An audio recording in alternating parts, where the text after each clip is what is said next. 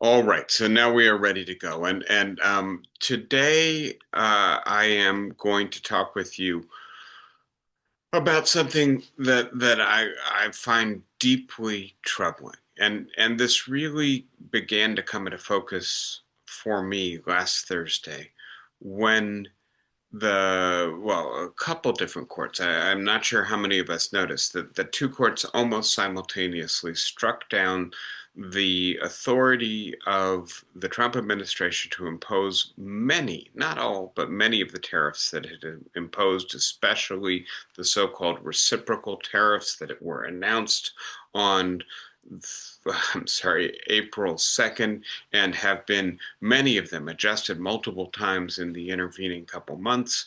And I think for very good reasons, two different courts held that the International Emergency Economic Powers Act does not authorize the president to impose tariffs, certainly does not authorize the president to continuously use tariffs essentially as a policy and negotiating instrument, and further, that to the extent that it authorizes anything akin to this, it's only in the genuine circumstance of a full-fledged economic emergency, and the Trump administration is not able to produce sufficient evidence that we are in such an emergency because, frankly, we're not in such an emergency.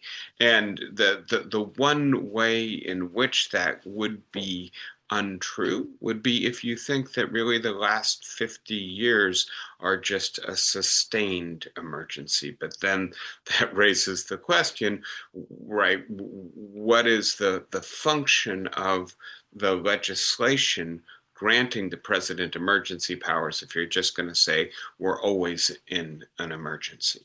So having said that, I, I then immediately, like everybody else, began to reckon with the fact that the courts were actually pulling the rug out from under the centerpiece of Trump's, and then I want to say trade and economic and foreign and domestic policy simultaneously, right? Tariffs have been absolutely central to what Donald Trump has been trying to do in his second term in office, somewhat true for his first term in office as well.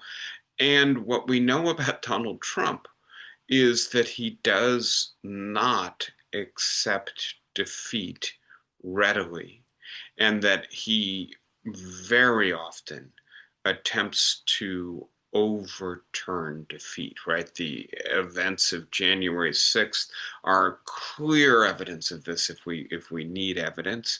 What he's doing with Harvard University offers further evidence, right? And so the idea that Donald Trump would not simply accept defeat, and that even if appellate courts upheld and the Supreme Court ultimately upheld this decision, I don't see the scenario in which Donald Trump says, okay, so I was wrong. I don't get to impose the tariffs. There are other avenues through which he could impose the tariffs, but frankly, I want to focus not just on tariffs today, but on the collision between the Trump administration and the judiciary. And this has a couple different dimensions to it. On the one hand, I think it is quite clear that really since his first day in office, when we look at the onslaught of executive orders, and in particular the content, for instance, of the executive order challenging the Supreme Court's authority to define birthright citizenship or to interpret the 14th Amendment, and saying, I don't care that there's a whole long body of jurisprudence that says birthright citizenship means that anyone born in the United States is a citizen of the United States unless their parents are an occupying part of an occupying army, or a diplomat, right? Very narrow circumstances in which birthright citizenship doesn't apply. No, I'm going to reinterpret this in a much more radical way, and I'm going to claim the authority that typically adheres with the Supreme Court to say what the Constitution means. This was the beginning, I want to suggest, of an effort to usurp the power of the courts on behalf of the president, or to put it differently, to undermine the federal judiciary. That's on the one hand. On the other hand, I think the federal judiciary is increasingly awake and alive to the fact that Donald Trump is trying to do this. I'm going to refer to this as systemic bad faith, right? Bad faith in a particular case says, well, the lawyers are getting up there and saying one thing, but they're only saying it as pretext or as cover.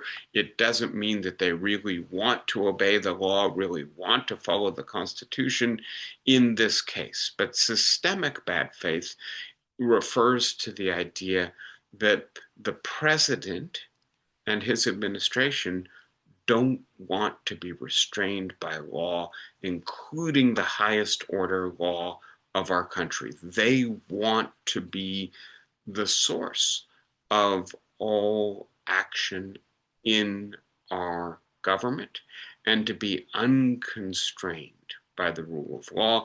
And they are therefore not only violating the law, acting unconstitutionally, they are also seeking to undermine the institution that secures the rule of law, and that is, on the one hand, the federal bench, the judiciary, the Supreme Court, and on the other hand, the Constitution as the bedrock foundation for the system of the rule of law, right? So the courts have no choice in this circumstance but to join the fight, and I will show you evidence that I think they are increasingly doing so.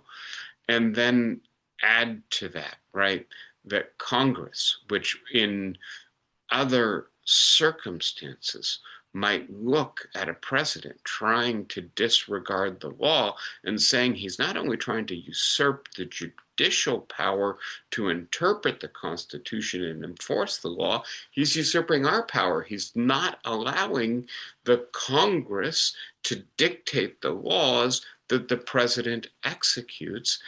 And so Congress might rise to the challenge and attempt to constrain a president abusing his office and the authority vested in it. But as opposed to that, Congress is polarized, captured, paralyzed, ineffective.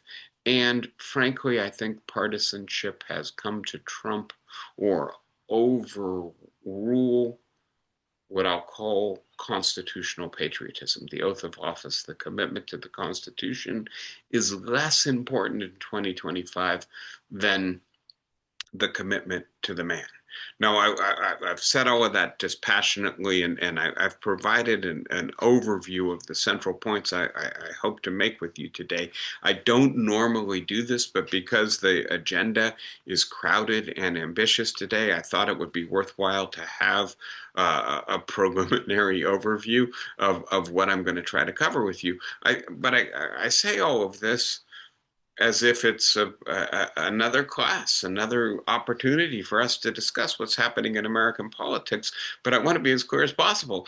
This is what I'm referring to as a constitutional meltdown. This is a situation in which the institutions of our government are no longer functioning as they were designed to, or as we've come to rely on them to do, and in which, therefore, the very foundation of constitutional democracy in the United States is at risk. This is the five-alarm fire. This is the emergency. And I will say it to you calmly because I'm not sure screaming helps at all, but I want to underline that I think the developments of the last couple of weeks, maybe my being away for a week and being outside of the country, has helped me to see this with a little bit greater clarity. are really calling into question our capacity to sustain our long-running experiment in constitutional democracy, our commitment to gradually improve and perfect our institutions and our society, and its commitment to the values of equality, freedom, citizenship, and democracy. I am not convinced that our institutions have the resilience and the strength to withstand the stress test they're being put under in 2025. So let me give you that overview first, that Trump and his administration are executing the autocrats playbook, right? That Project 2025, Viktor Orban is the model, and that they're doing so, frankly, with greater strategic acumen than many have appreciated. One of the things, I was abroad and I was attending various meetings, and what I was hearing again and again, right, from people, what's it like to be in the United States under Trump? And I asked them how they viewed Trump, and the term I heard more often than not was moron. Right. And I do think in many ways, Donald Trump appears to be someone who really doesn't think strategically, right? The tariffs would be a good example of this, and the terrible, big, beautiful bill that's making its way through Congress, in terms of the way in which they seem almost certain to um, provoke a financial crisis in the bond markets that will either lead the Republican Party to back off of this legislation, or else to a financial crisis that will seriously undermine the standing and the popularity of Donald Trump. So not thinking enough moves in advance. And on the other hand, I believe that in terms of the pursuit of autocracy, in terms of the commitment of key officials within the Trump administration to Project 2025 as the playbook that they're executing, this is a well thought through strategy. And so we should not let the distraction of the apparent lack of strategy in various places in the Trump administration's policy. Look at what's happened with Doge and Musk in the last week. Distract us from the fact that on this issue, they're not only deadly serious, they are in fact playing a rather sophisticated end game. Second idea, that the federal court system is at this point the only impediment to the success of implementing that playbook. And it looks like that I'm sorry, that the federal courts are increasingly aware that Trump's and his administration are acting in what I'm calling systemic bad faith. It's not just that they are not respecting the decision of a court here or there. It's that they are unwilling to follow the letter or the spirit of the law or the Constitution anytime it impedes their ability to do what they want to do. And rather than accepting those checks or working within the system of the rule of law, which constrains the president's power, or attempting to pass enabling legislation to allow them to do the things they want to do with legal authority, they're attempting to undermine the system of checks and balances, in particular attacking the judiciary as such, in order to be unconstrained in the exercise of executive power. That demands that the judiciary act to defend itself and to thwart the president on many fronts. And so there is a collision, and I would describe the collision here as a collision between an SUV and a Vespa, right? A little motorcycle, because frankly, the president has the FBI, the CIA, the military, the National Guard, the Treasury, right? He has under his portfolio a tremendously powerful infrastructure.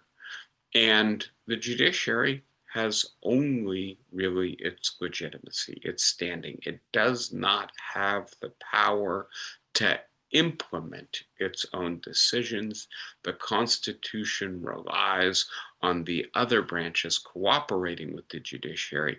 And clearly, this is not a circumstance in which we can rely on the president cooperating with the judiciary in order to enforce the decisions that he disagrees with. Third, the Trump administration, well, Trump, his administration, his party, and his allies in the media are increasingly attacking the very authority and legitimacy of the courts. And by the way, I believe they're finding relatively friendly reception on the part of a substantial portion of the American population who, when push comes to shove, have greater faith in Donald Trump than they do in John Roberts or the court system or the Supreme Court or the Constitution. It pains me to say that, but for reasons that I will get into, I think many Americans have concluded that this system of government really does not work to serve their interests, and that Donald Trump is their last best hope for restoring efficacy in the American government. So congressional Republicans, turning now to the third branch, aim to abet Trump, even if that involves undermining their institutional authority, right? Congress's authority, and principles that are historically central to the Republican identity, like, for instance, fiscal responsibility. This big, beautiful bill will probably contribute $3 to $5 trillion new debt when we're already $37 trillion in debt, and likely, therefore, both raise interest rates and potentially decrease the attractiveness of American bonds, which will have profound economic implications. But having said all of that, please note that the Republican Party is historically the party of fiscal responsibility, hawkishness about deficits. They seem not to care. Where Trump leads, they will follow the congressional Republicans. And so that, right, leg in the three-leg stool of American government, in the Madisonian architecture of our Constitution, is not functioning. It's really just the collision between the president and the judiciary, and it is a lopsided collision. So this kind of dysfunction and constitutional meltdown occurs in a context where, first of all, the Supreme Court has undermined its own legitimacy. It's done so going back a decade in the Citizens United decision that opened the floodgates to money corrupting American politics and increasingly making our society look more like an oligarchy than a democracy. It did so when it overturned Roe v. Wade, when a settled supermajority of Americans believed that the Constitution includes a right to privacy, and that the right to privacy entails procreative autonomy, the ability for women to control their own reproductive capacities, and that includes access to the right to abortion. The Supreme Court didn't care that they were disregarding what the majority of Americans believe their Constitution means, and in so doing, they damaged themselves. They then gave President Trump or all future presidents, immunity from prosecution, even for criminal acts conducted while in office after they get out of office, right? And so you put all this together, right? I could talk about the Voting Rights Act. I could talk about gun control, right? There are many ways in which this court has basically cut itself off from the doctrine of popular constitutionalism, that the members of the Supreme Court, though unelected, are nevertheless principles of the people and work to preserve and interpret the Constitution that is made in the name of popular sovereignty. If that's their role, then they need to have some respect for what the majority, a stable and large majority of the American people think their Constitution means. They've shown disregard, and so they have undermined their own legitimacy. So John Roberts can get up and say that Trump should not attack judges. Has it stopped Trump from attacking judges? Quite to the contrary. It has led him to further distance himself, not only from his erstwhile conservative allies in the judiciary, but from the entire Federalist Society, which was the backbone of his judicial selection process in his first administration. So, the court, which is the last bastion of defense against Trump's autocratic overreach, is lacking in legitimacy in the circumstances in which it most needs it. It's also the case that Congress is paralyzed and captured and unwilling to rise to the fight. In fact, all too willing, it appears, to aid and abet Donald Trump's effort to aggrandize the presidency. Further, the mainstream of both parties are widely viewed as ineffectual in meeting the urgent needs of large portions of the populations they represent. The recent revelations about Biden's incapacity in his final year in office, and about the failure of the press and the failure of the Democratic Party to adequately reveal the degree to which Biden was diminished, contributes to this, but so too does the much longer standing failure of Democrats to really deliver on their promises to do things to restore middle class and working class economic security. And by the way, Donald Trump has certainly convinced the majority of the Republican base that the Bush wing of the Republican Party, the traditional non-populist conservative wing of the Republican Party, is failed in its efforts to represent the core constituencies of the Republican Party. And so I think, again, we are lacking the social and political infrastructure to resist autocracy. And part of the reason that Trump and his administration are so aggressively playing the autocratic playbook is because they recognize that the institutions that might otherwise constrain, resist, and defeat them are fragile and diminished in 2025.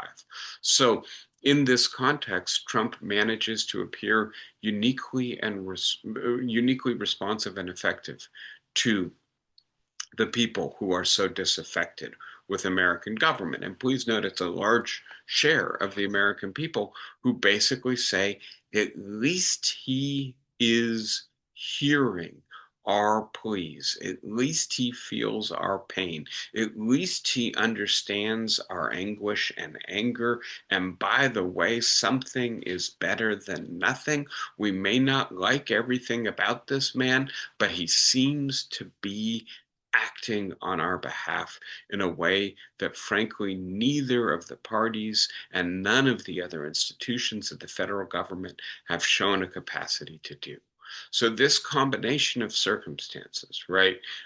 President playing the autocratic playbook, a federal court system trying to stop him but diminished in its standing and authority, a party completely beholden to the president playing that card, a opposition party strongly diminished, Congress paralyzed, a large portion of the American population disaffected and willing to give the autocrat the benefit of the doubt. This combination of circumstances exposes the intrinsic weakness and limit of America's 18th century constitutional structure. And here again, this is stuff we've talked about together before, right? We do have a creaky old constitution with more veto points than any other system of government in the developed economic world today. We have not worked to fix our foundations, to repair our institutions, to reroute our political parties and civil society, to reorganize ourselves to demand greater accountability from our leaders. And at this point, right, having neglected repairing democracy for far too long, we're now undergoing a stress test with a very fragile, brittle institutional framework to rely on in order to, right, meet the demands of the moment. I'm sorry to say that this is my diagnosis, and so this is the 5 alarm fire. This is the emergency that I think we face. Let me now get into the details, such as I can, and I'll start with those most recent court cases, right? And so 2 different courts blocked the majority of Trump's tariffs. We'll get into this in a moment, and I think you can't underestimate the degree to which this is pulling the pillars out from under the entire edifice that Trump has tried to construct in his first months in office. Ultimately, right, these decisions were stayed. There was an emergency injunction from an appellate court. And of course, immediately Donald Trump started doubling down on the steel tariffs, the tariffs against Europe, the tariffs against China. He's undaunted by the substance of these decisions. But I think we will see, at least in my non-expert opinion, these decisions look like pretty good decisions. And so there's a good chance that they're going to be upheld. And then we'll have to see what is the next move of the Trump administration. There are other processes by which he can impose tariffs, but they give him much less latitude to adjust the tariff rate day by day or week by week, willy-nilly, as he has been doing. He particularly likes the what's called International Emergency Economic Powers Act. I know that's a mouthful. Get used to saying IEPA, right? That's the 1977 legislation that he claimed granted him the authority to impose the majority of his tariffs. And the U.S. Court of International Trade says, no, you can't use IEPA because it's only there for an emergency to combat an unusual and extraordinary threat. And that's not what we have in 2025. And by the way, IEPA does not explicitly authorize tariffs, and it doesn't seem to authorize the constant adjustment of tariffs. If this is an emergency, right, then we need emergency action. Going up and down and up and down doesn't look like the kind of policy an emergency justifies. And hours after, right, this technical trade court with, right, a majority opinion, I think it's a unanimous opinion, written by a Reagan appointed judge, right, not a liberal judge. Hours later, U.S. District Court Rudolph Contreras Judge Contreras issued a very similar finding. The International Trade Court wrote, quote, "The court holds for the foregoing reasons that IEEPA does not authorize any of the worldwide retaliatory or trafficking tariff orders. The worldwide and retaliatory tariff orders exceeded any authority granted to the president by IEEPA to regulate importation by means of tariffs. The trafficking tariffs fail because they do not deal with the threats set forth in those orders. This conclusion entitles plaintiff to a judgment as a matter of law. Summary judgment will enter against the United States. The challenged tariff orders will be vacated and their operation permanently enjoined."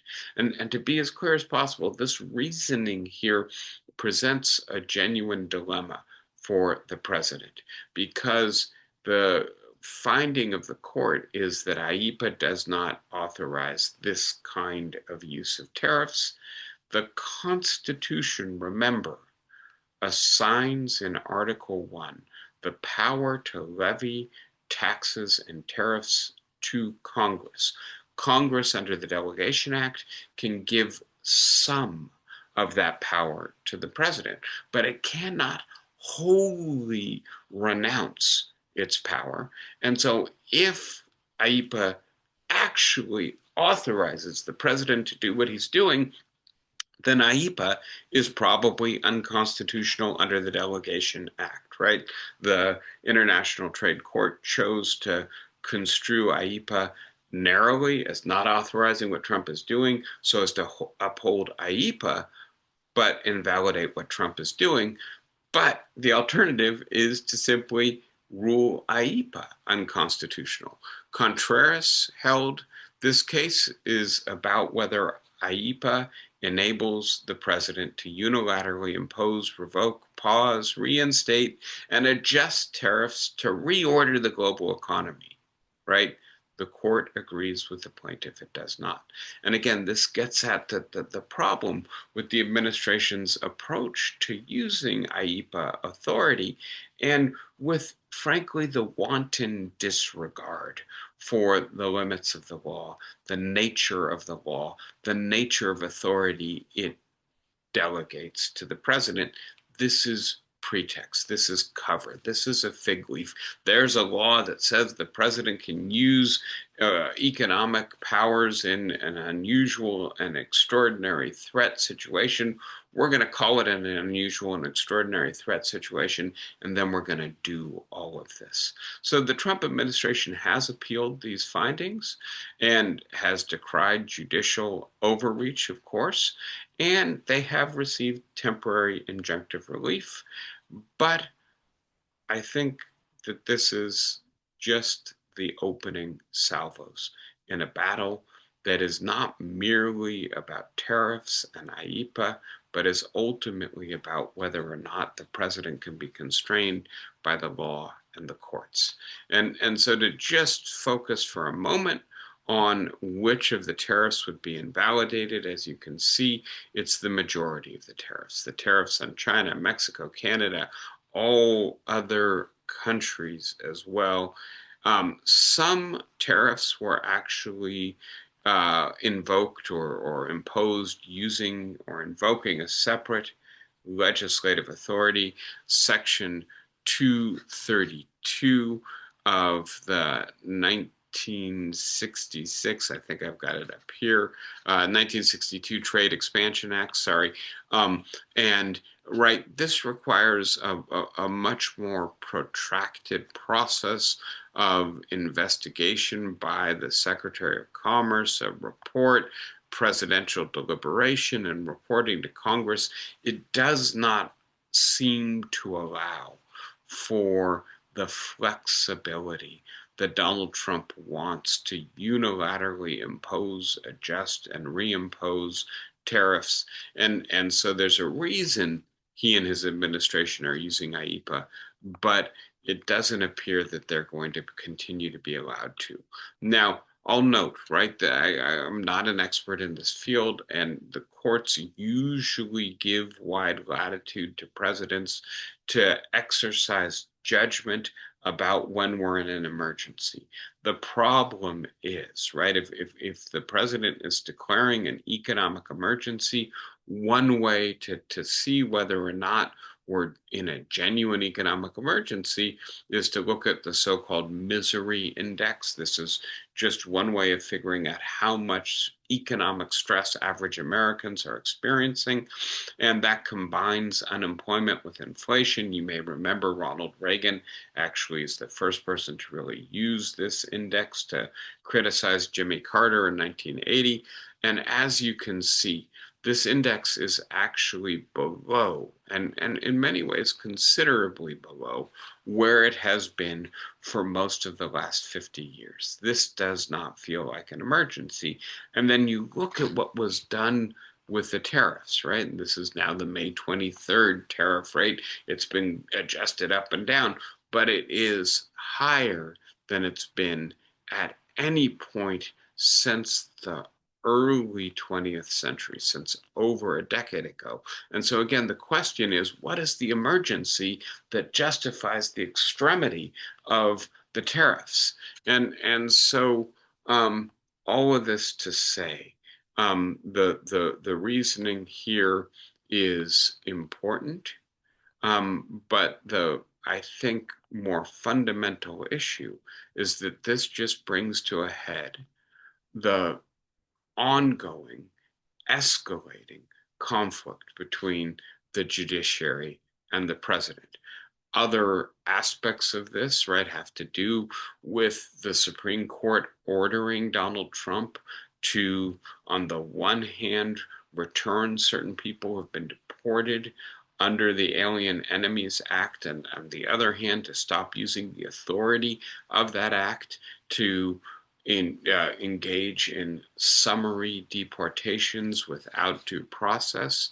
The fact that various district judges who are relying on what the Supreme Court has said are alleging that the Trump administration is not cooperating with them because the Trump administration is not cooperating with them, right? And beginning to explore contempt of court proceedings, that we have the Fourth Circuit Court of Appeals warning that we're on our way to a constitutional crisis, that we're in fact entering one at this point, and frankly, so much chaos in our politics that many of us are not paying a great deal of attention to the fact that the very structure of constitutional government in the United States seems to be buckling under the pressure of this conflict.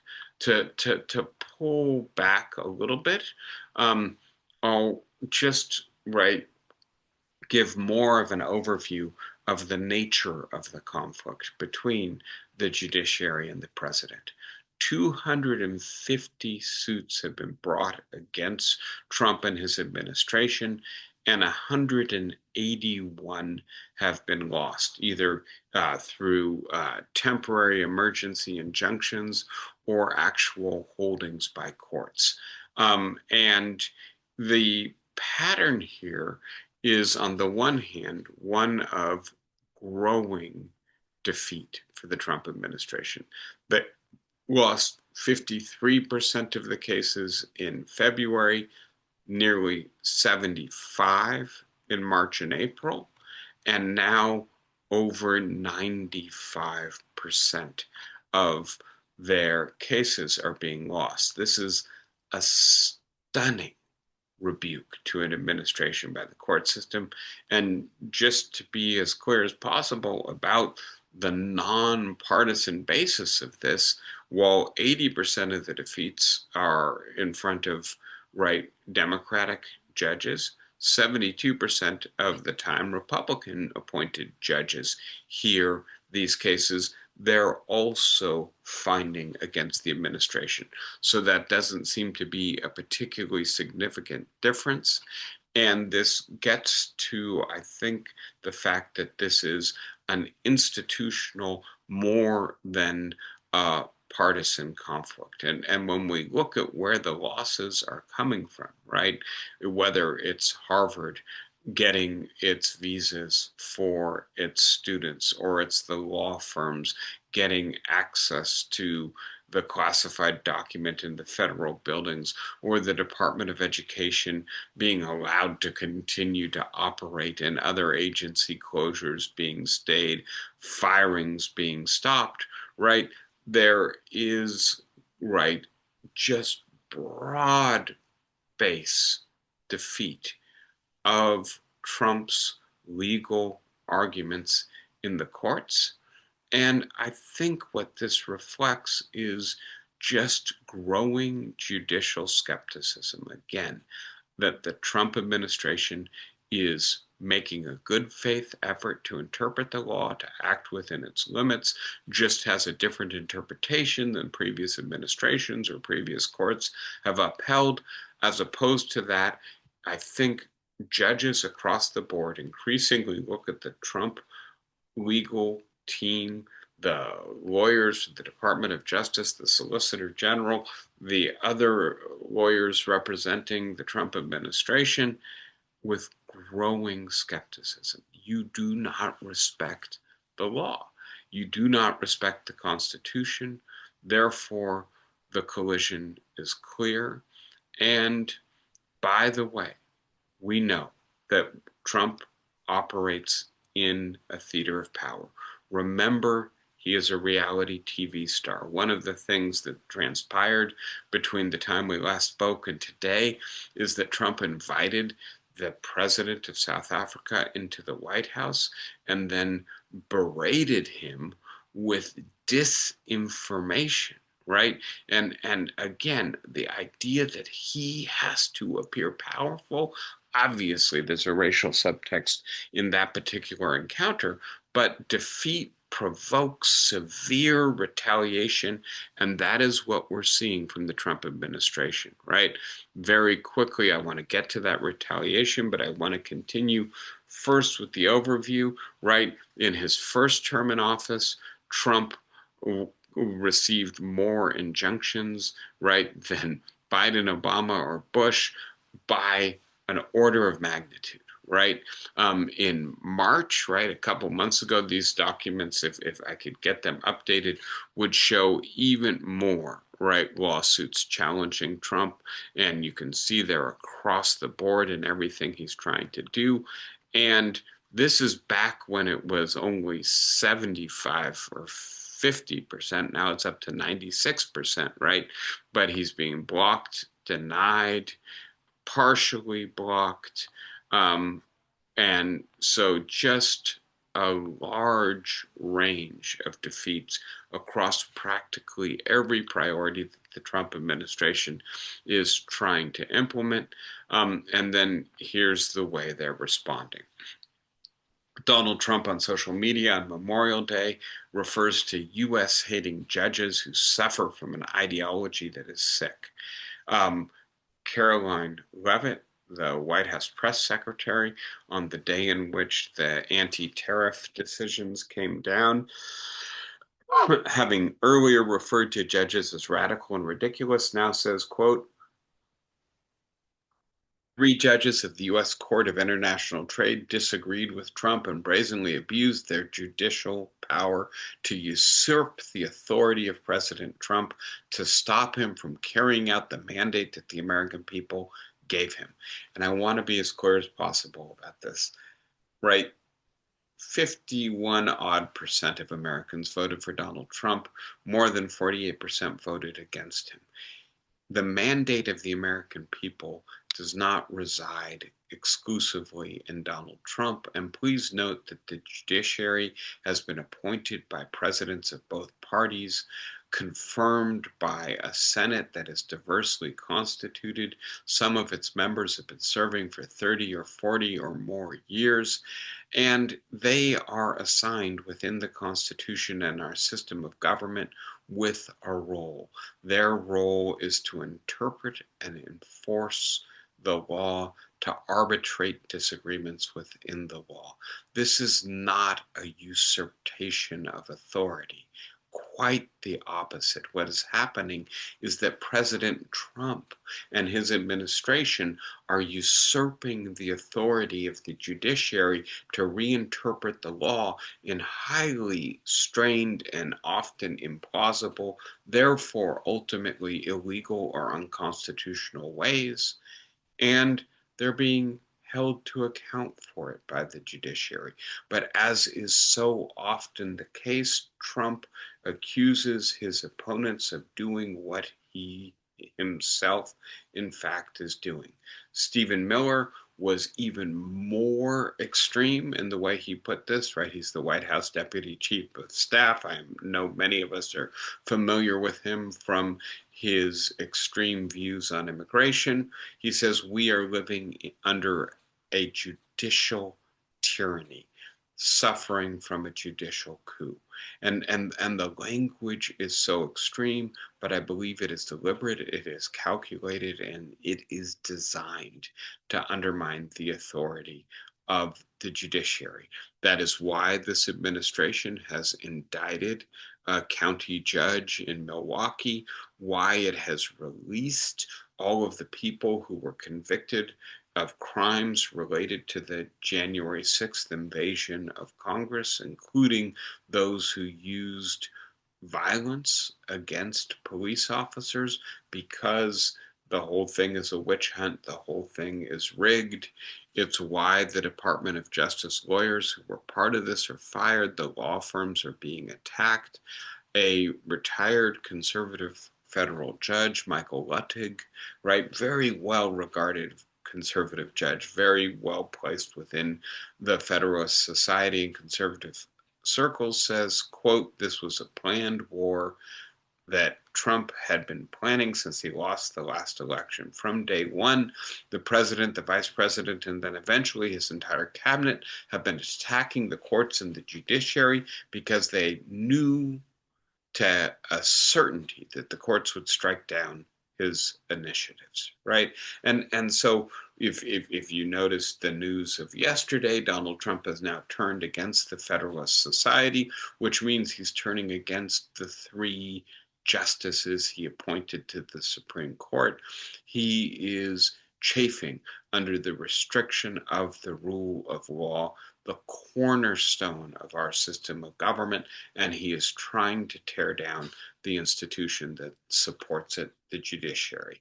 And by the way, the judiciary is not very legitimate in 2025. It suffers a serious legitimacy deficit, in part because it is increasingly viewed, for good reasons, as a partisan institution. Please note that these diagrams, for the most part, that the only one that is more up to date is this one here. These diagrams are mainly reflecting the end of the Biden administration as opposed to the beginning of the Trump administration. I would say that the court has begun to act differently within the Trump administration, but it may be too little too late. It was acting in a highly partisan fashion in the entirety of the last 30 years. It was struggling to come to consensus with the Democratic appointed judges or justices voting one way, the Republican appointed justices voting another. As a result, it has a high disapproval rating, higher than its approval rating. Please note that has rarely been the case in the last 25 years, but it is markedly the case now. And there's quite a partisan gap in support that's opened up, especially in the aftermath of the overturning of Roe v. Wade. And so when we look at what the court has been doing, right, and whether we talk about abortion or affirmative action or administrative deference or environmental litigation or guns, religions, unions. And then, by the way, the coup de grace giving the President of the United States immunity from prosecution for criminal acts he commits while in office, right? This court again and again acted in ways that disregarded the stable majority of Americans' understanding of their Constitution and the values it protects. This makes it a maximalist and supremacist court, right? It's a court that wants to use its power to the maximum and says only we nine unelected people, get to determine what the Constitution means. And I think, frankly, in retrospect, this is going to be regarded as imprudent, to say the least. The conservative majority has overplayed its hand in the Biden years and now finds itself lacking in legitimacy precisely when it most needs it, when a president is not just disagreeing with this decision or that decision, but attacking the very institution as such. Very quickly, we've talked about this together before. I'm just going to pivot for a moment to Congress to note, right, the work of Francis Lee that shows us Congress tends to be an effective institution only when there's a clear, sustained pattern of one party dominance. We get that from the 1860s through the 1920s with the Republicans. We get that from the 1930s through the 1970s with the Democrats. And so we have the capacity to legislate, the capacity of the two parties to work together seems to be premised on one party dominance, ironically enough. But then we get to the present period in which there's partisan parity, and the result is paralysis in Congress. The result of paralysis in Congress is Congress focuses less on legislating and more on winning the next election. And so Congress is paralyzed and dysfunctional in a variety of metrics we can see. I think this is perhaps the most important, that recent Congresses have been as unproductive as Congress was in the immediate buildup to the Civil War, right? And in particular, the decline in bipartisan legislation means that, frankly, the legislation that's being passed tends to be budgets and extreme legislation. And the result is that the majority of Americans rightly view Congress and the legislation it passes as captured by economic elites and interest groups, as unresponsive to them and their interests. And this represents, among other things, the flood of money into American politics permitted by the judiciary, the Supreme Court, in Citizens United, right? And so this is a plague on both of your houses kind of scenario in which, frankly, only Donald Trump seems to offer any way around this, right? And so very quickly, oligarchic capture is represented by the growing regressiveness of tax policy in the United States, by the growing inequality in income and wealth in our society, and the failure of Congress to do anything to address it. And this is manifesting in not just widespread loss of economic security, but also an undermining of status of many Americans, a sense that they are no longer respected, seen, or heard by the political, economic, or social elite. This has led to this spike in deaths of despair, these tremendous disparities in health, in which the poorest among us are seeing our lifespans shrink, while the richest among us are seeing them grow by as much as a decade, right? And so I think in these circumstances, you understand the anger, the mistrust, the lack of confidence in the institutions we want the court to defend. And we see this in particular in the growing popularity of Donald Trump, in particular with the people who feel left out and neglected, unrepresented by Congress, by presidents, by parties, indifferent treatment from the courts, right? And so we look, the last three elections, the Republican Party has gained dramatically in support in many counties. The Democrats have barely increased their support in a few counties.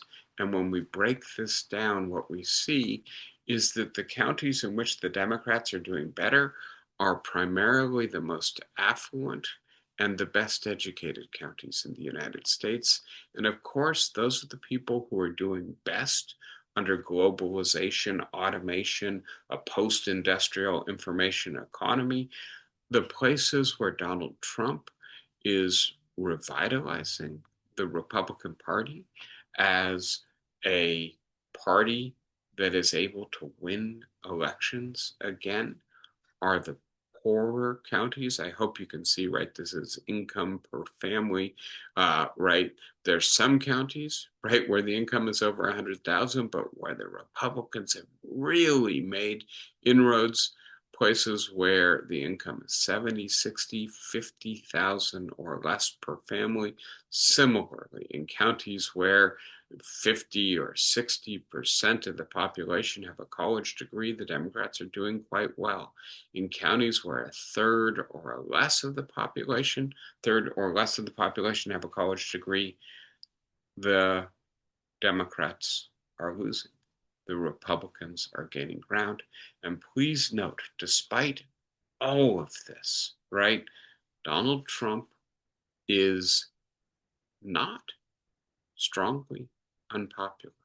And so I just think we need to have this more balanced perspective as we enter this critical phase in the Trump presidency, where the courts and the presidents are going to collide. Congress is going to aid and abet the president. And those of us who want to stand up for the institutional structure that our Constitution provides for a limited and constrained presidency, a presidency in which considerable power is vested in that office, but it is also supervised and limited by law, have to recognize that those institutions have been discredited by their own conduct and by their failure to adequately protect the interests of large swaths of the American population. This is really tricky circumstances in which to fight this fight. I'll stop there. Want to hear your thoughts. Obviously, I threw a lot of information at you today. A lot of it is stuff we have talked about together before, so I hope it will have been familiar. But whatever you want to discuss, please let me know. Who wants to start us out? Yeah, go ahead. You're still muted, I think you know. What I don't understand is how the media has been so effective in supporting Trump lies. Right now, we're in Philadelphia, Democratic City, and the number of people that I hear talk about how great tariffs are Mm-hmm. and how important it is to get rid of all these people that are criminals. And they really buy that. And why are we so ineffective in speaking to truth? Yeah. So we have a restructured media system, right? It was restructured beginning in the 1980s by the advent of AM talk radio. It was then further restructured by the digital media revolution, which gave us 24/7 news stations, and as opposed to three or four channels, right, dozens or hundreds of channels that allowed us to segregate ourselves according to our ideology so that we very often don't hear information that we don't want to hear, that we don't already agree with.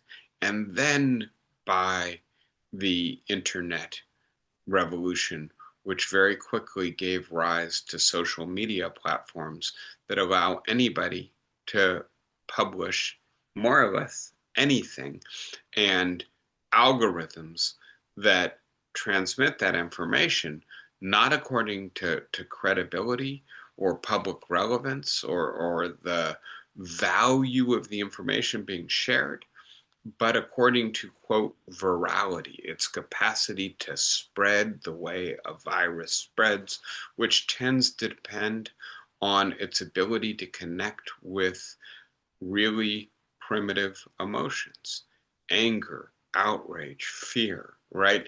That's what makes information spread in the 21st century media system. So, yes, we could add to the list of weak institutions at a time when we need strong institutions, the media system having been undermined by all these technological developments. And then I would add, by the way, by our failure to implement adequate regulations. I'm just back from Europe. Europe has a very different regulatory regime, and it does actually punish platforms for publishing disinformation, right? The idea that the President of the United States felt that he could play obvious disinformation in the Oval Office to the president of another country, right, is, I think, the perfect exhibit of how far gone our media system is. And then please note, of course, there's very strong correlation in the democratic world between the health of the media system and the amount of money the government spends on public media.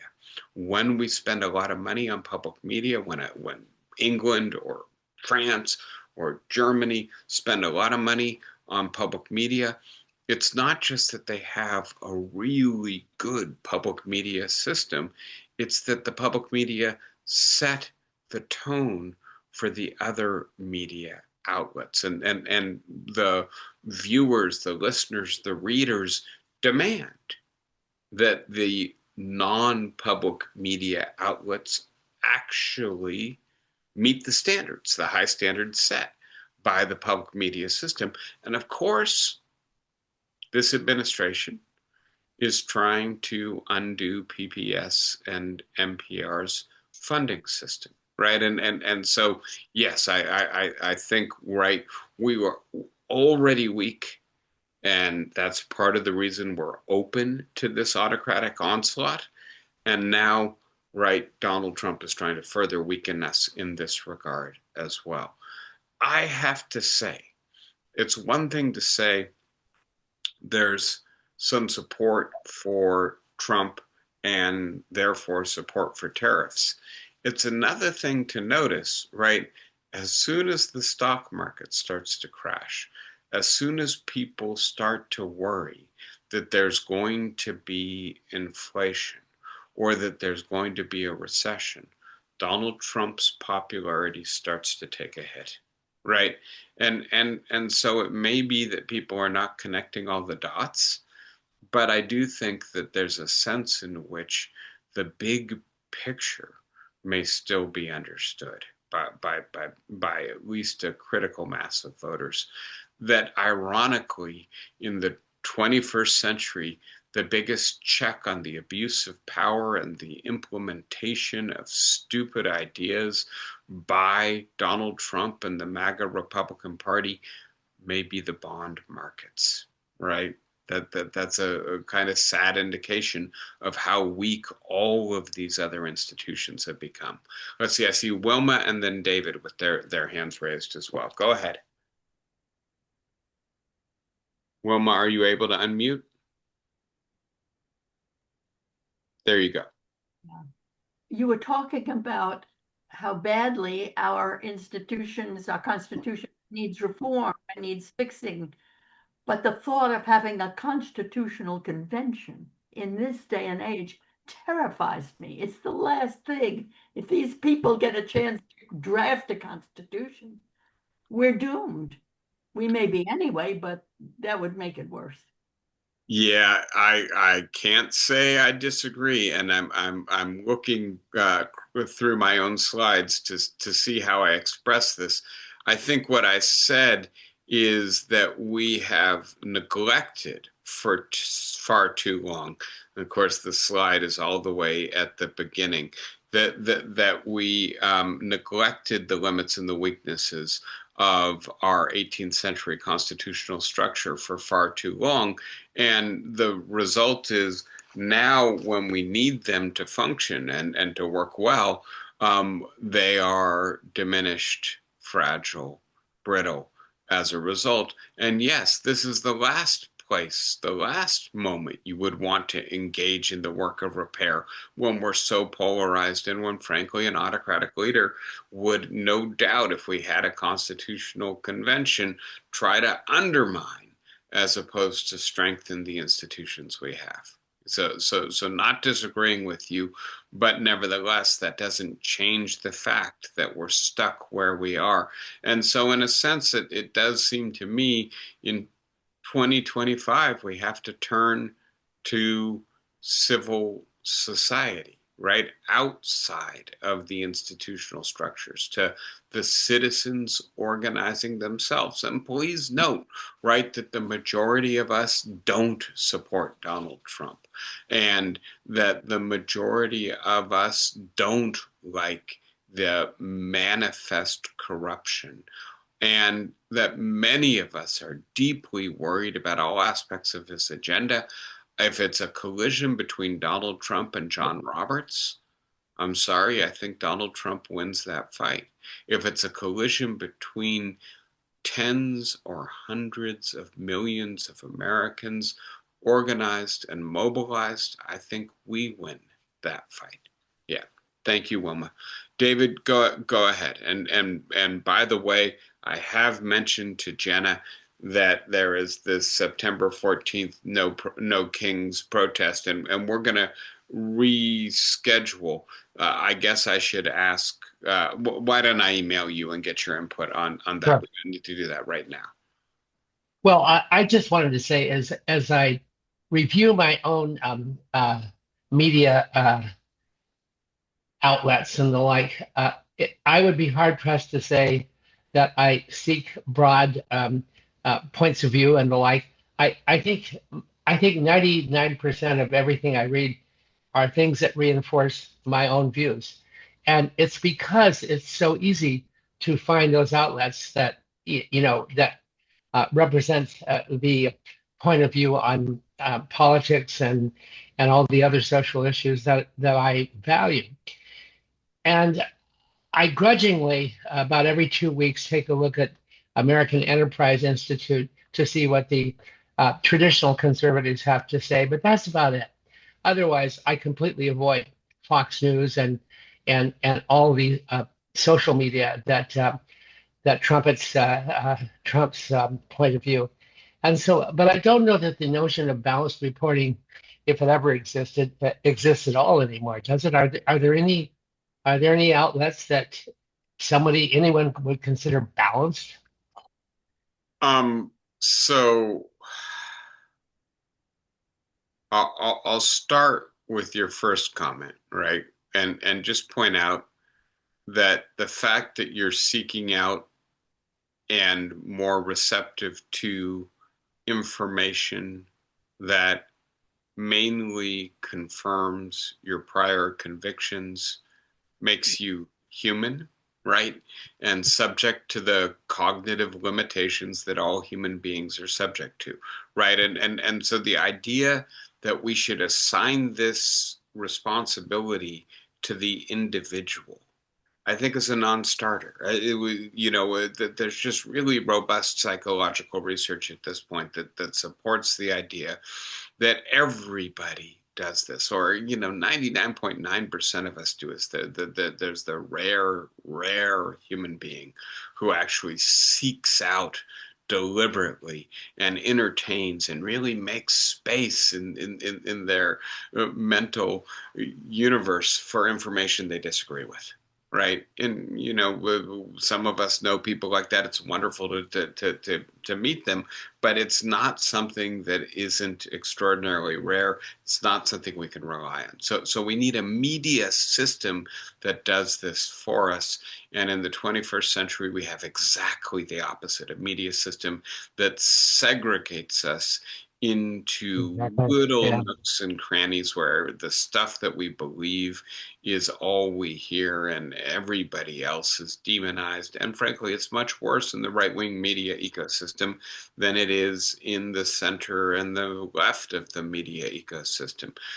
So then the question is there any place that is genuinely considering all of the perspectives? And here I would say that in a sense, unfortunately, in the 21st century, you have to construct your own media ecosystem. And so if you're using X or Blue Sky, you have to choose who you're following. If you're using Substacks, you have to subscribe to diverse sources. If you are watching TV news, you have to take your blood pressure medication and turn the channel to Fox every now and then, right? You have to deliberately construct diverse media sources because I don't think there's one place you can get it from. I sometimes like Vox for being a little bit less partisan and a little bit more information based, but frankly, there's a lot of stuff that I get from the Financial Times, the American Enterprise Institute. I sometimes go onto the Heritage site, etc., places to get alternative Right. information. But frankly, then I walk away thinking, well, at least now I know what the propaganda is. But for the most part, the secondary problem is that there's so much chaff, right? There's so much disinformation to sort through before you get to the Yeah. kernel. And in a sense, I guess the other thing I would say, and part of what I try to do with you, I've made the case today that a large part of the problem has to do with the Democratic Party's failure over the last 50 years to actually serve the interests of its constituents, of the working class, of the middle class, in economic security, and corollary with that, preserving their sense of standing, visibility, recognition, respect within this society. And so um, getting at the underlying motive for the disinformation, not simply saying, oh my God, how could somebody believe in tariffs? But as opposed to that, saying, these are people who are desperate to find a way out of the constraints of the globalized post-industrial economy and what it means for opportunity and prosperity for people like them. And yes, tariffs are the wrong answer, but at least we got to recognize what the impulse is that leads them to desperation. Nothing else seems to work. At least tariff seems to be something as opposed to nothing. Right. So that interpretive stance is one that I find to be useful. All right, guys, we've been at it for quite a while. I'm still a little jet lagged. Oh, go ahead, Flossie. I didn't see you were raising your hand. You're gonna have to unmute yourself. You're still muted. Okay, good. There's somebody there to help you. just push the space bar down is the easiest way to do it. But if you can't do that, there's a little microphone icon. Lower left of your screen, Flossie. Yeah. Oh, There you go. You got there it. you You got it. go. There you go. David, Yes, can Flossie. did you meet the Pope? I did my best to avoid the Pope.